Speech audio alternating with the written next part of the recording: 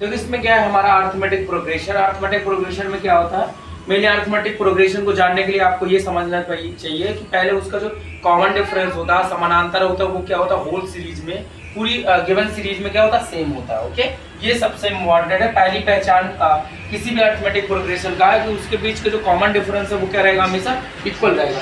इसमें क्या दिया, -8 -10 -12 -14 ये टर्म दिए हैं। तो इसमें जो फर्स्ट टर्म होगा माइनस का 8 हो जाएगा, जो कॉमन डिफरेंस होगा वो T2 - T1। T2 की वैल्यू क्या है, ये सेकंड वाला टर्म क्या है हमारे पास -10, तो -10 माइनस, और ये क्या होता है ये T1 पहला वाला टर्म क्या -8 है, तो -8 ये माइनस माइनस प्लस हो गया, तो -10 + 8 इट बिकम -2। तो कॉमन डिफरेंस आपका क्या आ गया, 2 आ गया। हमें ये पता करना है कि नंबर ऑफ जो टर्म गिवन है वो 15 सॉरी कितना दिया है, 20 तक दिया है। सॉरी यहाँ पे क्या दिया, 20 तक दिया, यानी कि हमें 20वां टर्म फाइंड आउट करना, उसकी वैल्यू क्या होगी।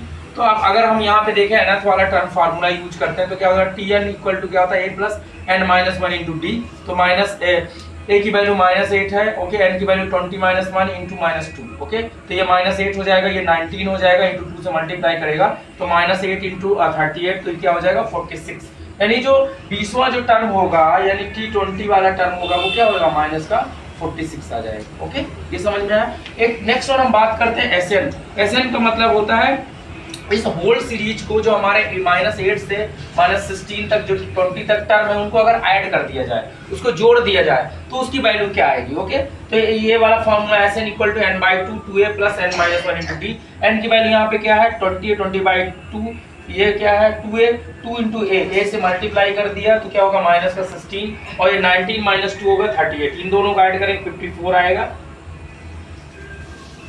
यस 54 आएगा, 10 से मल्टीप्लाई करेंगे तो माइनस का क्या आ जाएगा 540, मतलब 540 आ जाएगा माइनस का, इसका जो सम होगा माइनस का 540 आ जाएगा। ओके।